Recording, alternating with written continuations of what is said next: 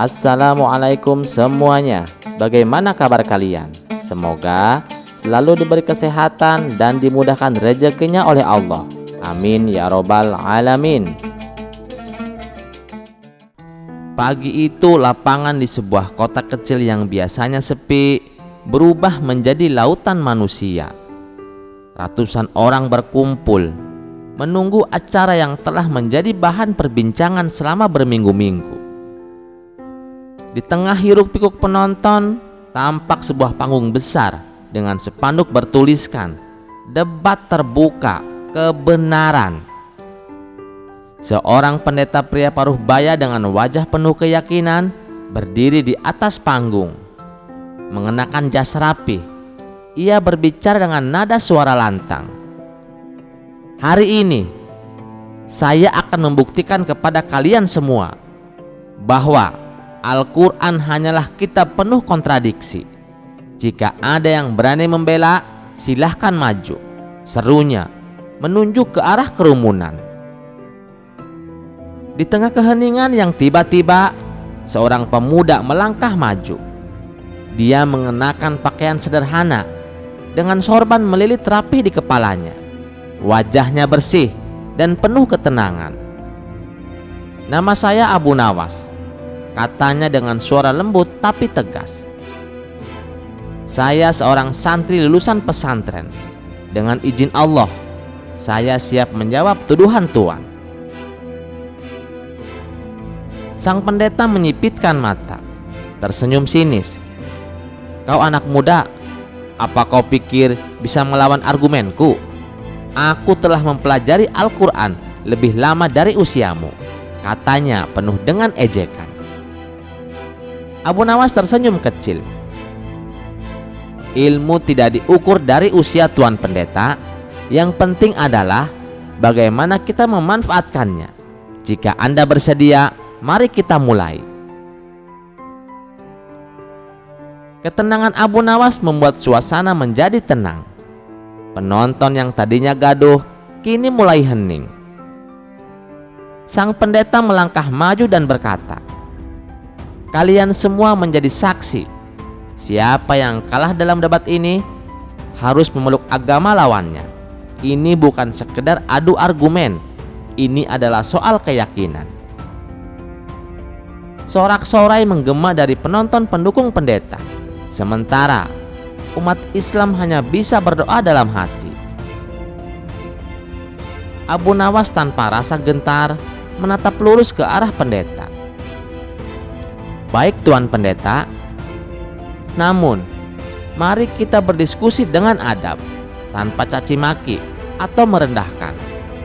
Bukankah mencari kebenaran harus dilakukan dengan hati yang bersih?" jawab Abu Nawas. Suaranya tetap tenang. Sang pendeta tertawa kecil.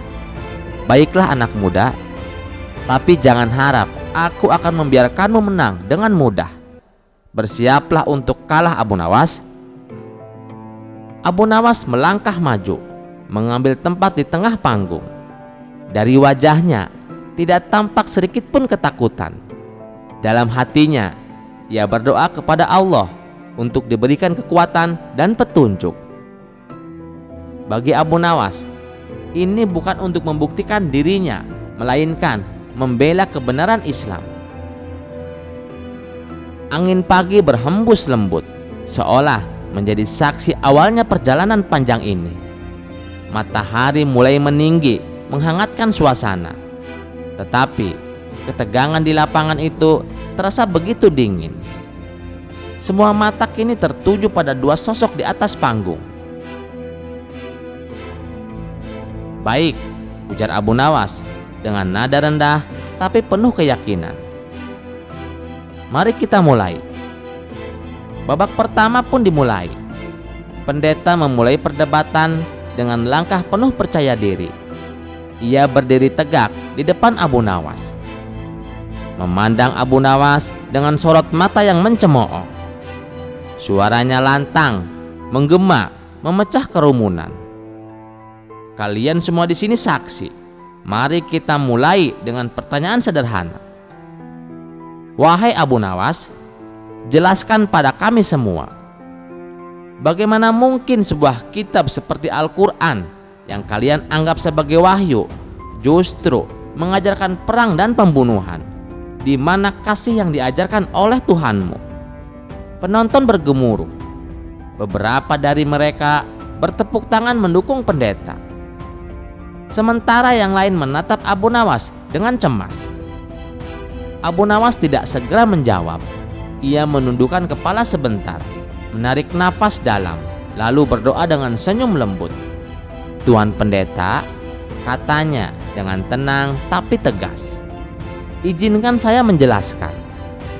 Perang dalam Islam tidak pernah dimaksudkan untuk menindas atau menciptakan kekerasan tanpa alasan. Al-Quran dengan jelas membatasi perang hanya untuk membela diri atau melawan kezaliman. Dalam Al-Quran surat Al-Baqarah ayat 190, Allah berfirman, "Dan perangilah di jalan Allah orang-orang yang memerangi kamu, tetapi jangan melampaui batas, karena sesungguhnya Allah tidak menyukai orang-orang yang melampaui batas." Suasana sejenak menjadi hening. Pendeta tampak terkejut, tetapi dengan cepat ia menutupi kegelisahannya dengan senyuman tipis. Lalu bagaimana dengan ayat-ayat yang menyerukan pembunuhan terhadap kaum kafir? Apakah itu tidak menunjukkan bahwa agamamu adalah agama kekerasan? Tanyanya dengan nada mengejek. Abu Nawas tetap tenang. Ia menjawab dengan keyakinan, "Ayat-ayat itu harus dilihat dalam konteksnya, Tuan Pendeta. Ketika umat Islam pada masa Nabi Muhammad diserang, mereka diberikan izin untuk membela diri. Namun bahkan dalam situasi perang, Islam mengajarkan belas kasih. Nabi melarang membunuh wanita, anak-anak, orang tua, bahkan merusak tanaman. Ini menunjukkan bahwa perang dalam Islam adalah tindakan yang sangat terkontrol dan hanya sebagai jalan terakhir." Sang pendeta tampak kesal dengan jawaban itu, tetapi ia tidak menyerah. Dengan nada lebih keras, ia berkata, "Baiklah kalau begitu, katakan padaku, bagaimana mungkin Nabi kalian menikahi banyak wanita? Bukankah itu menunjukkan ketidakmoralannya?" Penonton Kristen bersorak, sementara umat Islam yang hadir mulai gelisah. Namun Abu Nawas tetap tenang, menatap sang pendeta dengan penuh kesabaran. "Tuan Pendeta, izinkan saya menjawab. Pernikahan Nabi Muhammad bukanlah tindakan yang didasarkan pada hawa nafsu." Jawaban itu membuat pendeta kesal. Ia mencoba menyerang lagi. "Kalau begitu, bagaimana dengan pernikahan Nabi Muhammad yang begitu banyak? Bukankah itu menunjukkan sifat serakah?" Abu Nawas tersenyum lembut. "Sebagian besar pernikahan Nabi adalah untuk melindungi janda dan yatim yang hidup dalam penderitaan atau untuk menyatukan suku-suku yang bertikai. Semua dilakukan demi maslahat umat, bukan untuk kepentingan pribadi." Penonton kembali terdiam. Sang pendeta mencoba celah lain. "Kalau begitu, bagaimana mungkin kitab kalian mengklaim sebagai wahyu terakhir, sedangkan banyak hal yang tidak masuk akal di dalamnya? Misalnya, klaim bahwa Al-Quran mencakup segala ilmu. Padahal, kitab ini tidak menyebutkan apa-apa tentang ilmu pengetahuan modern." Abu Nawas tersenyum kecil. "Izinkan saya menjawab dengan satu contoh, Tuan Pendeta.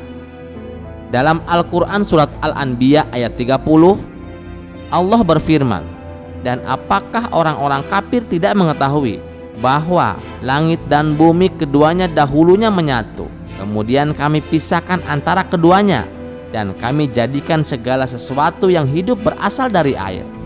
Maka mengapa mereka tidak beriman?' Bukankah ini selaras dengan teori Big Bang, Tuan Pendeta?" Ayat ini diungkapkan 1400 tahun yang lalu, jauh sebelum manusia menemukan ilmu tersebut.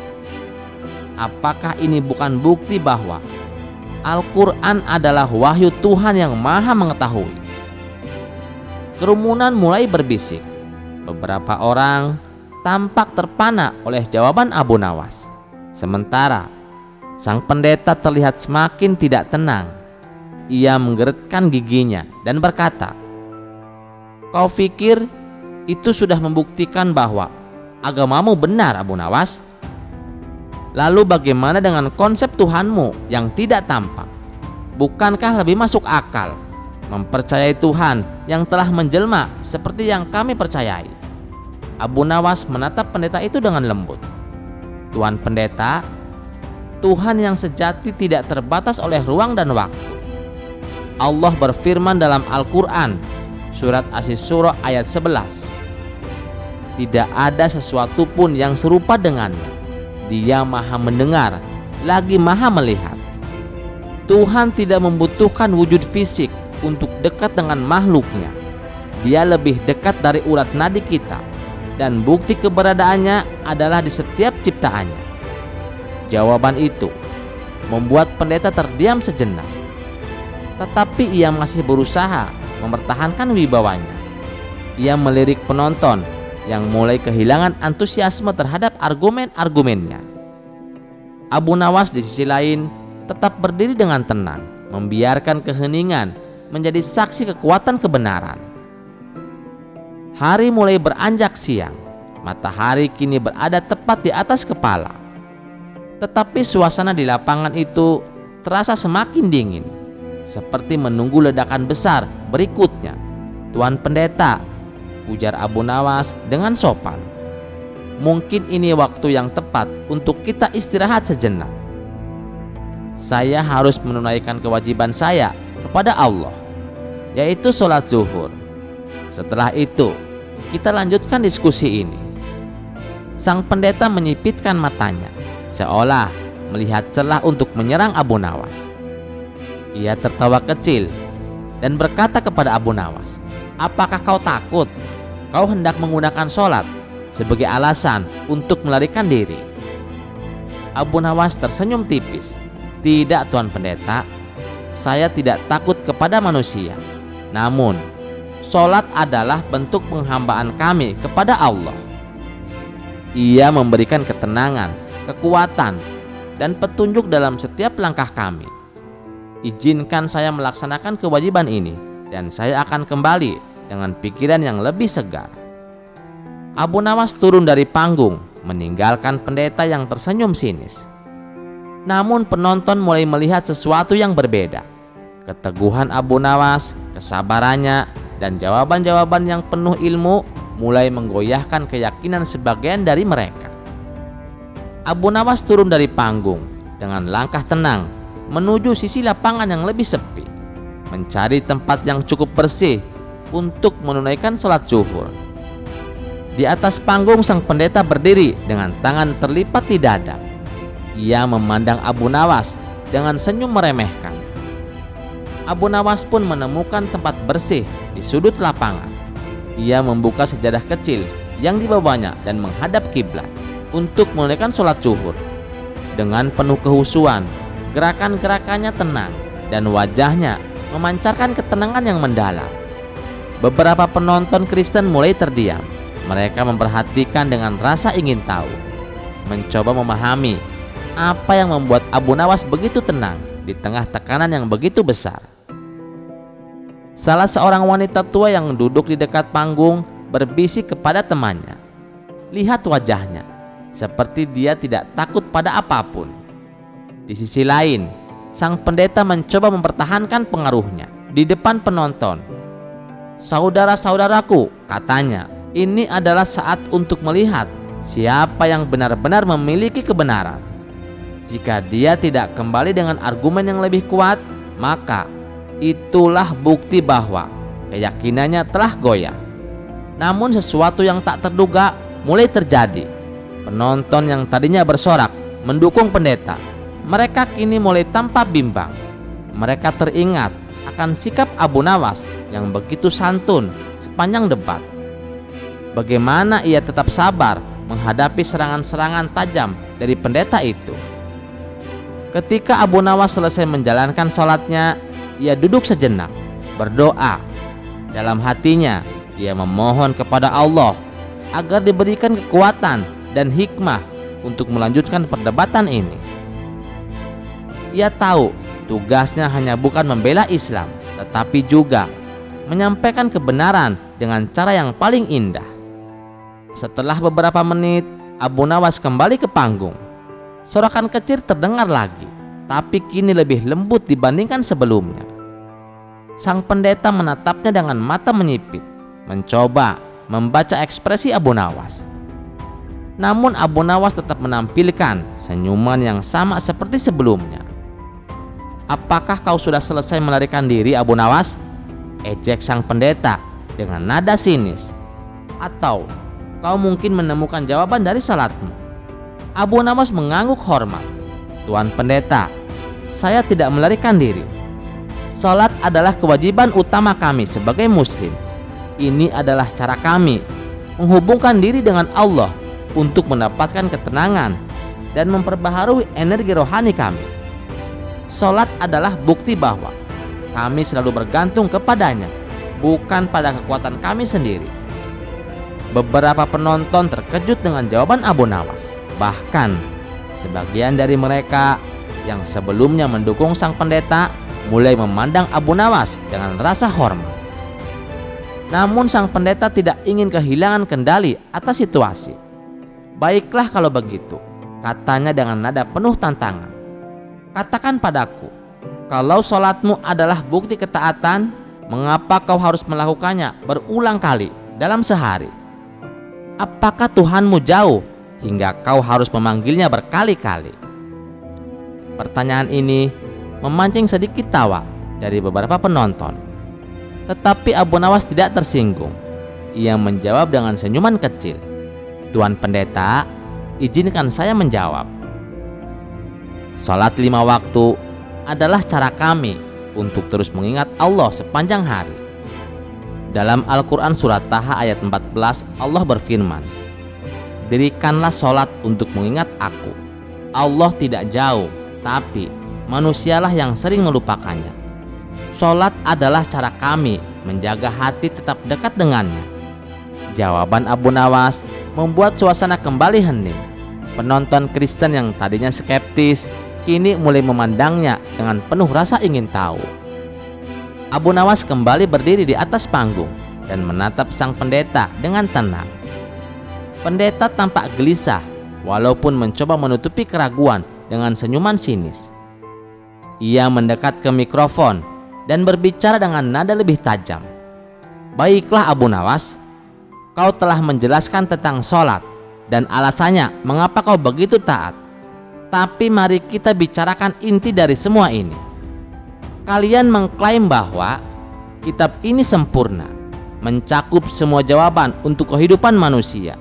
Jika benar demikian, jelaskan padaku bahwa apa bukti nyata bahwa Al-Quran adalah wahyu dari Tuhan, bukan sekedar karangan manusia." "Tuan pendeta," katanya perlahan, "Al-Quran adalah mukjizat terbesar yang diturunkan Allah kepada Nabi Muhammad. Mukjizatnya bukan karena isinya yang penuh petunjuk, tetapi juga karena keindahan bahasanya, ketepatan ilmiahnya, dan pengaruhnya terhadap manusia hingga saat ini."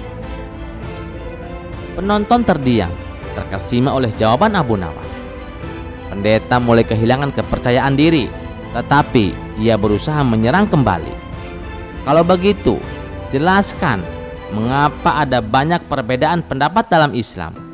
Bukankah itu menunjukkan ketidaksempurnaan ajaran kalian?" Abu Nawas mengangguk pelan. "Perbedaan pendapat adalah rahmat, Tuan Pendeta. Islam mengajarkan toleransi terhadap perbedaan selama masih dalam bingkai kebenaran. Bahkan Al-Quran surat Al-Maidah ayat 48 menyatakan bahwa setiap umat memiliki syariat dan jalan mereka sendiri. Perbedaan ini mengajarkan kita untuk saling menghormati dan belajar." Pendeta kehabisan kata-kata. Ia berdiri kaku, sementara penonton mulai mengangguk setuju dengan pendapat Abu Nawas. Melihat hal itu, Abu Nawas melangkah maju untuk terakhir kalinya. "Tuan Pendeta, saya hanya ingin bertanya satu hal. apa tujuan hidup menurut keyakinan Anda? Pendeta tergagap, tetapi menjawab, tujuan hidup adalah menerima kasih Tuhan dan menyebarkan cinta kasih kepada sesama. Abu Nawas tersenyum bijak. Saya setuju bahwa cinta kasih itu penting, namun Islam mengajarkan bahwa tujuan hidup manusia adalah untuk beribadah kepada Allah, seperti yang disebutkan dalam surat Az-Zariyat ayat 56. Ibadah ini mencakup seluruh aspek kehidupan, dari sholat hingga berbuat baik kepada sesama. Dengan cara ini, kita menunjukkan cinta dan penghormatan kepada Sang Pencipta. Pendeta tertunduk, tidak mampu menjawab. Penonton yang tadinya mendukungnya kini mulai berbisik, membicarakan kebenaran argumen Abu Nawas. Akhirnya, Abu Nawas menatap pendeta dan berkata, "Tuan Pendeta, saya di sini tidak untuk memenangkan perdebatan. Saya hanya ingin menyampaikan kebenaran. Jika argumen saya masuk akal, maka itu bukan karena saya, tetapi karena Allah yang menurunkan kebenaran ini." Malam itu menjadi saksi, bukan hanya dari kemenangan argumen, tetapi dari kekuatan kebenaran yang menyentuh hati. Banyak penonton yang hadir malam itu akhirnya mengakui keindahan dan kebenaran Islam. Keteguhan Abu Nawas, pemuda sederhana lulusan pesantren, telah menjadi jalan bagi banyak orang untuk menemukan cahaya kebenaran. Sekian dulu perjumpaan kita kali ini. Sampai jumpa di kisah selanjutnya. Terima kasih yang sudah setia menonton channel ini. Wassalamualaikum warahmatullahi wabarakatuh.